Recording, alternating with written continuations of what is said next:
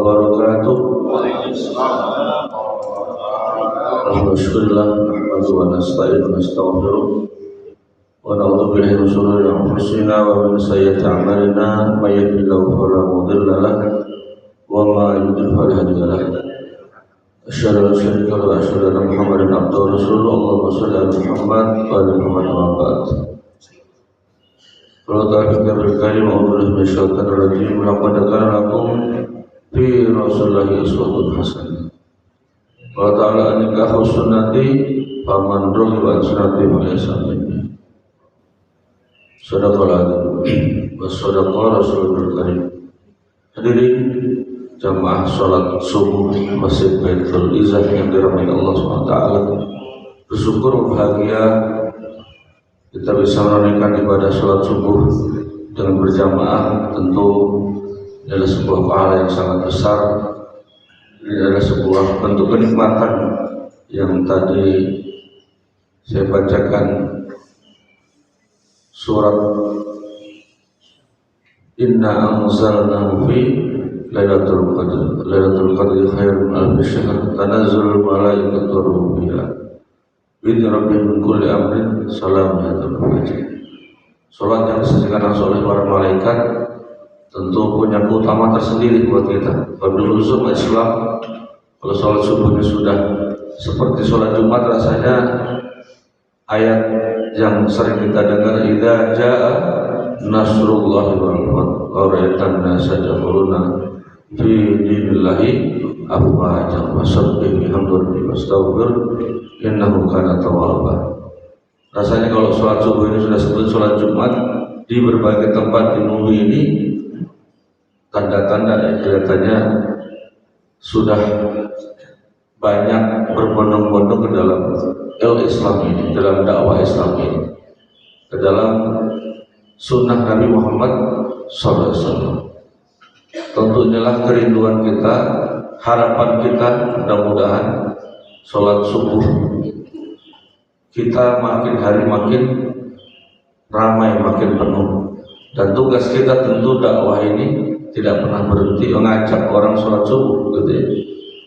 Mungkin ada juga yang sering nginep, saudara-saudara kita yang dari jamaah tabligh itu yang masih ada untuk Pak keliling bangunin subuh ya. Rasanya kita rindu juga itu ya, bangun subuh kita, gitu. Dan memang kebiasaan kita harus menjadi habit ya, dalam hari-hari kita. Sholat subuh tanpa dibangunin atau sholat subuh tanpa diajak, rasanya kalau sudah kebutuhan kita bisa bangun sebelum subuh dan bisa tahajud duluan. Mudah-mudahan ini sebuah bentuk keteladanan kita. Kalau dulu ada sahabat yang rumahnya jauh, sudah ngantri di pojokan, kita pernah baca kisah sahabat itu ya, rumahnya jauh sudah berangkat sebelum subuh ke masjid gitu ya. Dan Rasulullah berikutnya selalu mencari, pada suatu ketika mencari beliau yang sudah tidak pernah hadir subuh gitu ya, di pojokan. Ternyata beliau ke rumahnya cukup jauh dan ternyata didengar sahabatnya telah meninggal gitu ya. Dan beliau mengetahui betapa jauhnya perjalanan menuju masjid gitu ya. Dan didoakan beliau insyaallah jannah, dan pasti malaikat sudah menyambutnya. Kalau kita di komplek mungkin rasanya ada kebayang. Jadi kalau nggak ada alasan tidak sholat subuh, rasanya kita malu juga ya. Mungkin kita perlu juga biasakan, budayakan sholat subuh ini.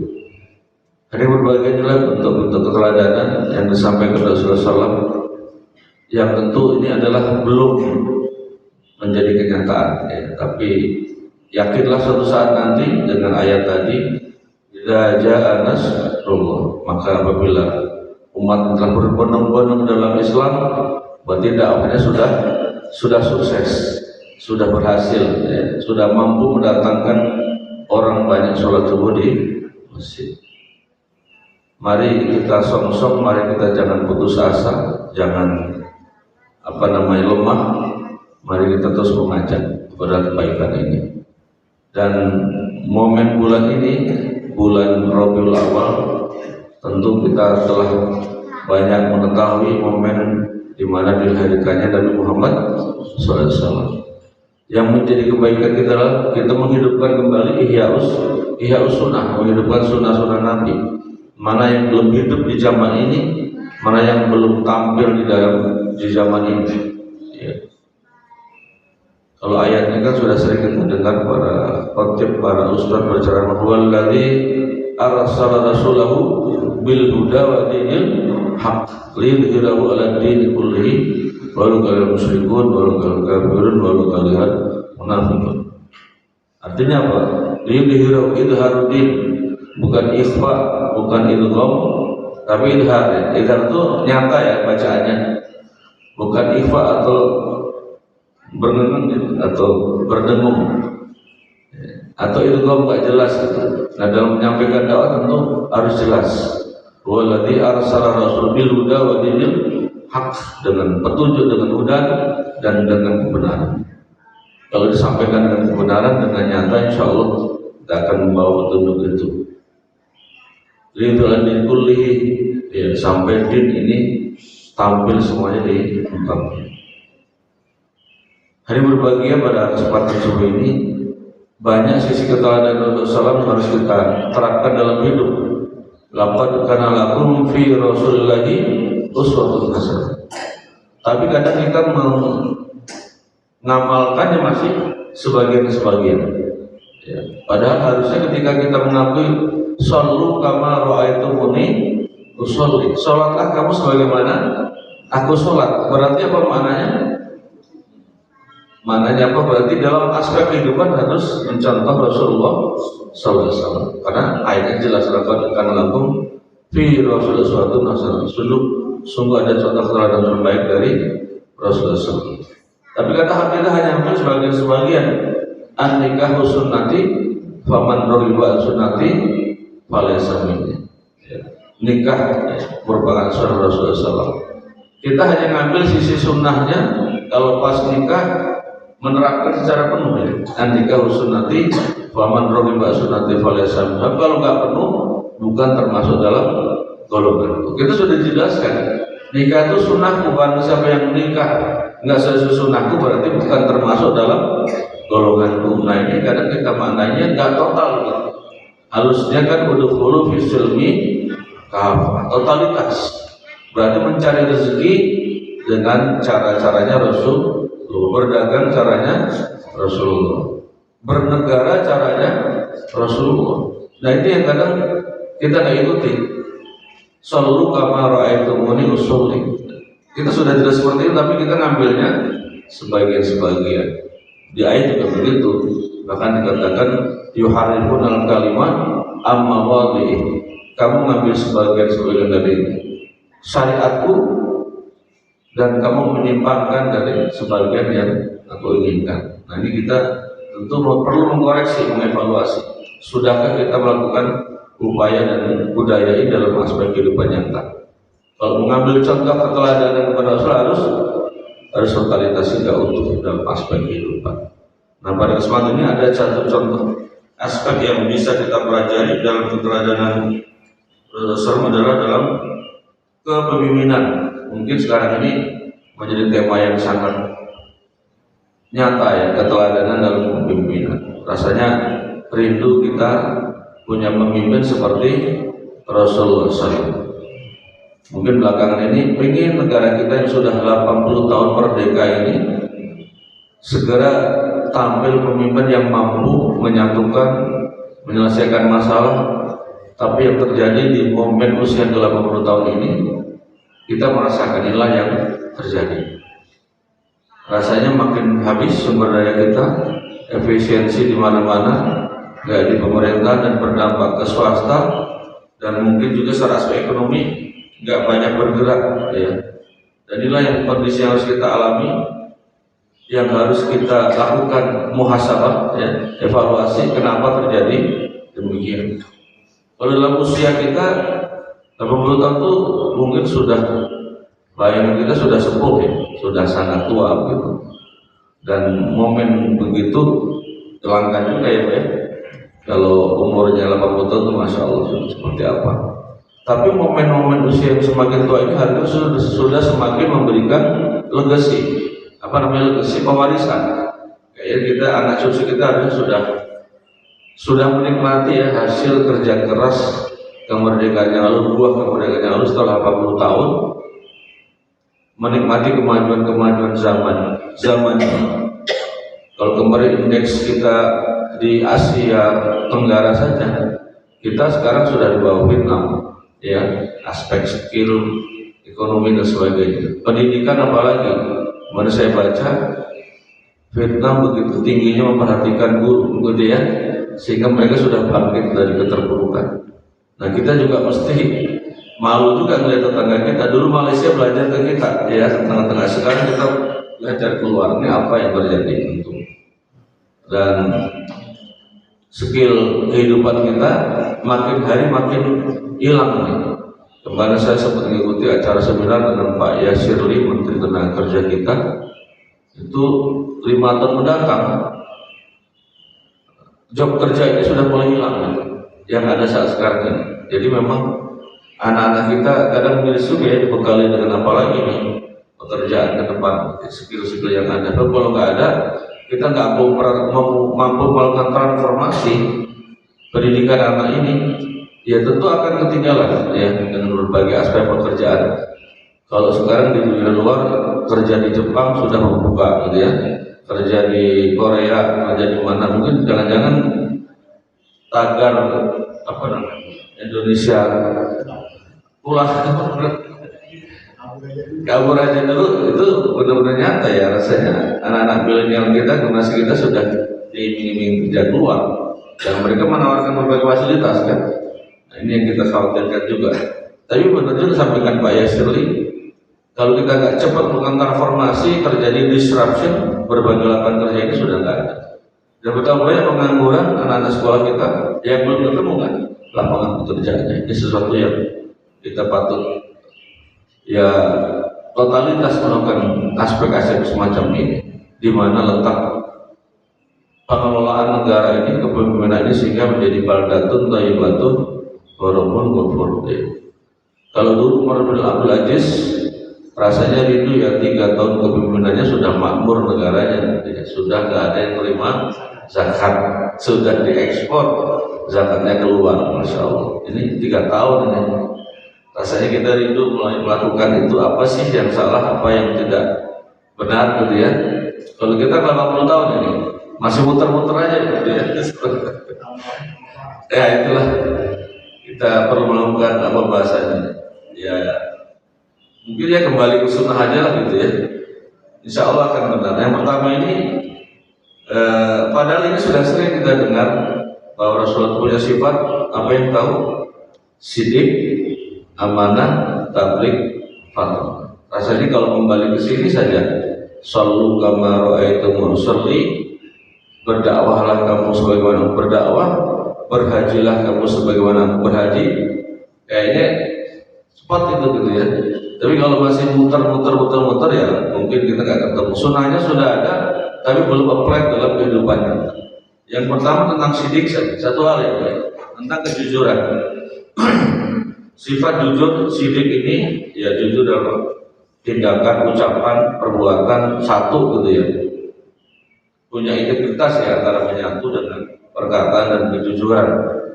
Sesuatu yang memang ya tidak mudah, konsistensi ya dengan ucapan, dengan apa yang disampaikan, dan tidak pernah berdusta. Itu sesuatu yang kita rindukan, pemimpin yang berintegritas seperti ini, konsistensi dalam ucapan dan tindakan.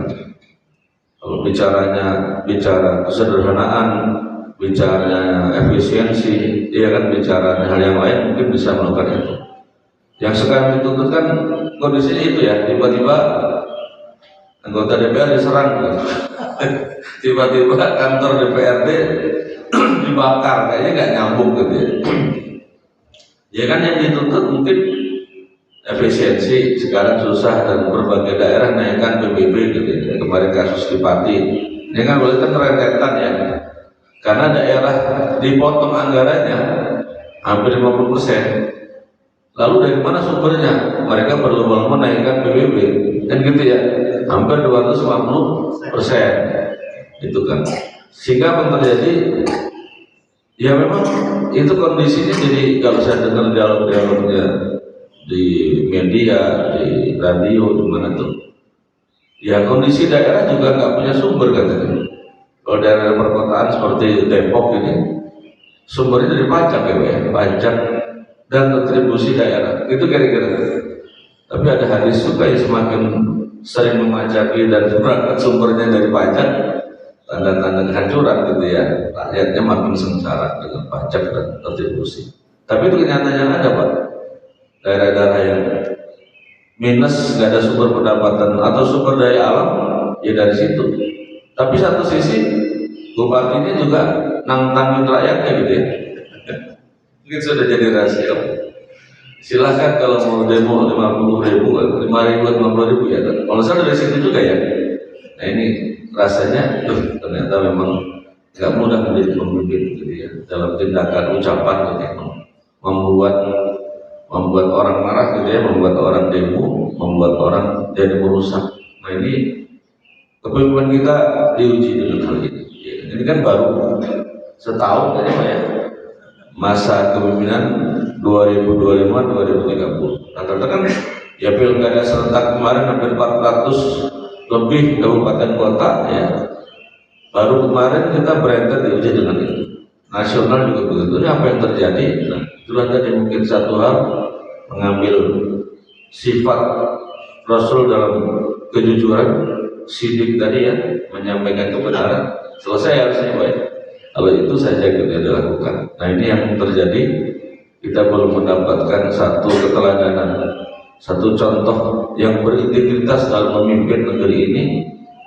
Rindu juga kepemimpinan yang lalu ya, kesederhanaan seorang pemimpin, dan beliau rajin turun ke lapangan seperti yang mendengar kondisi yang ada. Kalau dulu Umar bin Khattab kan beliau rajin sidak gitu orangnya, ya kan, keliling gitu kan, bahkan mengisahkan sampai satu ketemu dengan apa, nyari jodoh penjual susu ya.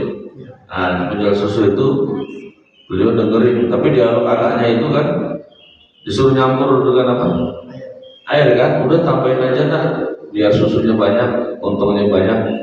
Tapi anak yang terdidik dengan tauhidan kok nggak mau, walaupun orang lain nggak melihat, Allah melihat.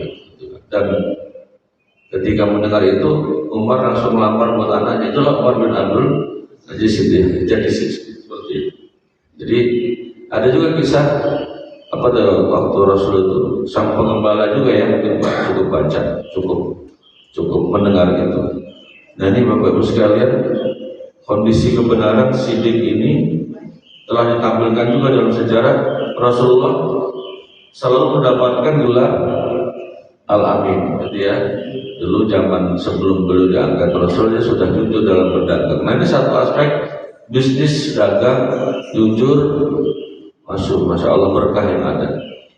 Tapi kemarin saya dengar cerita, kalau di rumah di sekarang kalau beli beras yang diplastikin premium, isinya udah gak premium, gitu Pak ya. Rasanya udah begini gitu ya, yang sudah diplastikin premium yang bagus pun isinya sudah tidak premium lagi tuh beras. Nah ini campur dan dimasak kadang nggak berat atau berani air gitu ya, cepat becek, nggak enak dan sebagainya. Itu yang terjadi berbagai aspek. Kemarin ada lagi minyak goreng, apalagi pertamax yang di oplos. Ini kok rasanya seberbagai aspek ya, berbagai. Tapi kita merasakan kan, bukan utopia, bukan cerita hayalan, kita yang mengalami sendiri dan memang nyata kami oplos. Aduh, masya Allah. Kalau cerita begini kayaknya nggak tega gitu ya. Tapi ini yang sedang kita alami. Dari sisi mana kita masuk? Dari sisi mana kita benahi negeri ini berbagai aspek yang sudah terjadi. Rasanya udah nggak takut kalau orang bilang, udah nggak takut sama Allah kayaknya ya. Udah pada berani-berani gitu ya, demi keuntungan, demi mencari apa hasil yang besar sudah seperti ini. Nah ini kalau nggak ada terjadi melakukan perbaikan, bagaimana setelah 40 tahun nanti? ya, apa yang terjadi. Nah ini yang memang perlu keberanian, perlu skill gitu ya, yang harus disampaikan. Nah ini yang contoh relevansi kepemimpinan ya. Rasul senantiasa menyampaikan seorang pemimpin wajib menghindari manipulasi data, janji palsu, retorika tanpa bukti. Sidik berarti berani berkata benar meski pahit dan menolak ikut arus kebohongan. Rasanya ini perlu ini gitu ya Pak. Susah atau gampang. Harusnya mencapai aspek itu ya dalam keteladanan, khususnya dalam bab kejujuran dan sidik. Kayaknya kalau satu ini sudah cukup, nggak perlu lanjutin Pak ya. Akhirnya bab satu aja udah kena semua begitu ya, bab sidik kejujuran ini berbagai aspek pemimpin berbagai level dari pusat, provinsi sampai kabupaten kota. Maka KDM saat sekarang dirindukan. Rasanya pengen banget punya presiden, punya gubernur serasa KDM gitu ya. Karena di mana-mana dengan dialog, nih uangnya saya keluarin gitu. Ini uangnya saya kasih. Aduh, Masya Allah ya. Makanya kemarin surveinya kalau Jawa Barat di atas 90% KDM ini layak menjadi gubernur kembali, sudah terpilih. Ya, beliau sedang menerapkan kepemimpinan ya, turun ke lapangan, sidak, tahu langsung, dia langsung bahkan menjebol tata aturan birokrasi gitu ya. Nggak perlu lambat, yang penting segera selesai, segera tangani. Dan beliau nggak atau jarang nongkrong di kantor, gitu ya. Beliau ke lapangan. Nah, fenomena kepemimpinan mudah-mudahan bisa mencontoh ya belakang pemimpin seperti beliau. Tapi ya dampaknya begitu Pak, secara ekonomi. Saya waktu itu dampingin beliau penutupan sekolah karakter di Kostrad Pak. Ini kejadian 10 hari itu Pak, bagi pelajar kan, anak SMP SMA di Depok. Pas beliau datang dari DPRD diminta mendampingin, saya diutus Pak Ketua Dewan. Yang terjadi apa? Masyarakat berebut, nggak ada mau salam sama saya Pak. Salamnya nggak ada semua. Saya mau ketua ada Pak. Nenek-nenek Batam kata Allah apa? Itulah kan. Ternyata memang kenapa mau jauh-jauh? Saya pengen dikasih uang Pak sama KDM gitu. Jadi ini kondisi ya, yang realitas yang harus kita lihat. Jadi begitu gitu kondisi yang ada. Dan memang beliau melihat ya, enggak saat ini pemimpinnya punya duit baru KDM aja kayaknya, kan? Gampang banget dari YouTubernya dapat berapa juta, berapa miliar deh Pak ya. Dari YouTube-nya aja nggak berhentian, datang kemana gitu, mudah-mudahan beliau diberikan hidayah, taufik dan hidayah sehingga memang benar-benar menjadi contoh yang nyata ya dalam kehidupan nanti dan mencontoh. Kayaknya KDM punya Indonesia gitu kan, kalau apa-apa anak kita, Pak ini nggak mau mandi anak saya dilaporin KDM gitu ya. Jadi kayaknya ikonik. Tapi itu yang memang kita rasakan ya sekarang ini, baru muncul itu kan fenomena kepemimpinan yang datang, yang melihat, menyelesaikan langsung masalah gorong-gorong, masalah apa lagi ya Pak, infrastruktur, pembangunan, sekolah gitu ya, ya kayak sinterklas gitu ya. Allah itu kira-kira terjadi di Jawa Barat dan ya tentu kita berterima kasih ya.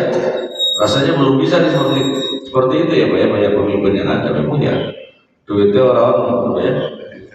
Di Jawa ini iyan nono duitnya ya. Kepemimpinan dengan iyan atau dengan rupiah gitu ya. Iyan nono duitnya, iyan nono regone, iyan nono sisanya dan sebagainya. Ini yang pertama masalah sidik kejujuran, mudah-mudahan beliau tetap sidik ya, jujur. Yang kedua masalah amanah, tanggung jawab dan yang dapat dipercaya, yang menunaikan hak, janji dan tugas dengan penuh tanggung jawab. Nah, ini rasanya kita juga ini ya pemimpin amanah, yang janjinya saat disumpah, saat dilantik gitu ya amanah. Makanya kemarin yang bermaaf cerita-cerita ini kan nyebar ya Pak ya, kayaknya sudah banyak banget di media sosial betapa amanah ini menjadi penting, memelihara dan mengembangkan, menitipkan amanah kepada ahlinya.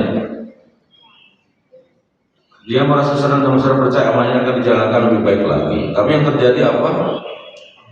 Kalau kemarin rakyat sudah mulai marah dengan kehidupan mewah seorang wakil rakyat gitu ya, rakyat sudah mulai gergeden, bahkan tidak bisa menampilkan penampilan yang peduli dengan kondisi rakyat.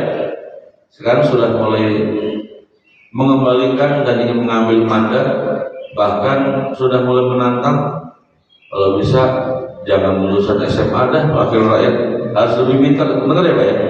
Kalau bisa S2, S3, S4 gitu. Jadi kan sudah mulai begitu kan, yang dari luar mulai mengagitasi, ditantang, ayo debat dengan saya.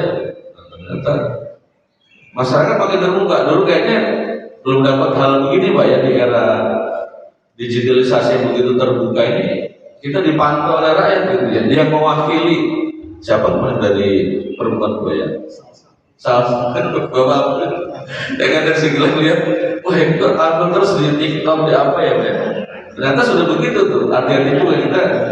Kadang sedih juga ya, menjadi sekarang sudah bisa di apa dengan dunia digital, dunia maya, TikTok lah, dengan medsos gitu ya, sudah mulai diporak-porandakan. Kalau kita sebagai wakil rakyat nggak amanah gitu ya, nggak peduli, bahkan cuma nerima gaji doang gitu.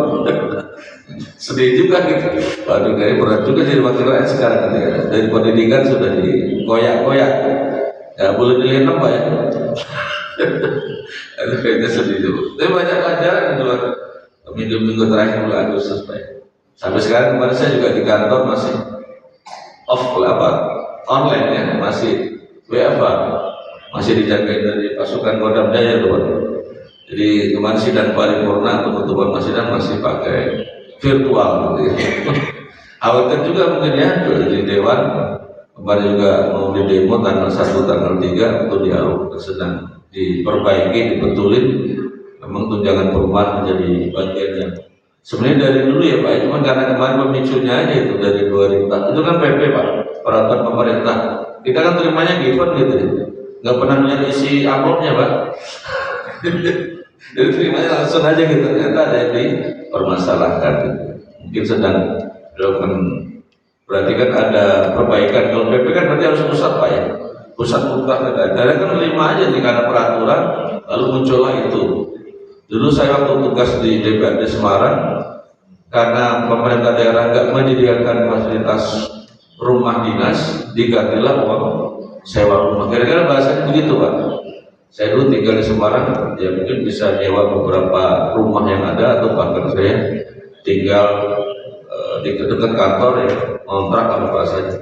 Karena rumah saya kan di Depok, diganti semacam itu. Dan itu sebenarnya sudah dari dulunya begitu gitu. Cuman karena pemicunya kemarin DPR pusat, karena rumah jabatan di Kalibata sudah nggak boleh ditempatin lagi itu kan, semua diganti uang rumah sebenarnya untuk kontrak sekitar situ. Cuman kalau dia kan sudah lebih gede Pak gitu ya. Di pusat fasilitas apa saja besar kan, apalagi itu mungkin bikin gergetan yang di bawah, sehingga memicunya sampai ke daerah-daerah. Sudah kan kondisi itu yang sedang terjadi. Masyarakat juga perlu dipahamkan apa sih masalahnya kan gitu ya. Yang sebenarnya dari dulu sudah ada nomenklatur tunjangan perumahan. Dulu waktu teman saya tugas di Provinsi Jawa Barat, DPRD Jawa Barat, ada juga rumah dinas tapi sudah hilang, maka diganti tunjangan perumahan. Hanya tadi mungkin kelayakan gitu ya, dalam kondisi seperti ini menjadi wajar atau enggak. Tentu kita ingin merubah itu, tapi namanya peraturan pemerintah pasti harus nunggu Kementerian Dalam Negeri dulu nih formulasinya.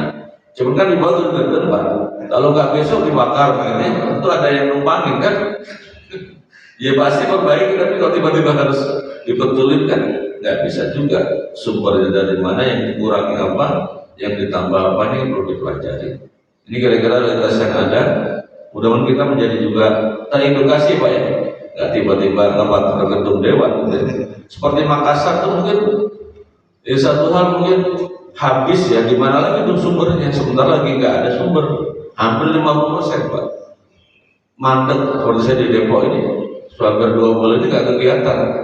Setahun itu punya anggaran 100%, sudah dipotong 50%. Jadi 50% ini apa? 6 bulan berikutnya sudah hampir nggak ada kegiatan. Itu kan merugikan sebenarnya kan. pengawasan nggak jalan, kontrol lapangan masyarakat sebagai perwakilan nggak berjalan.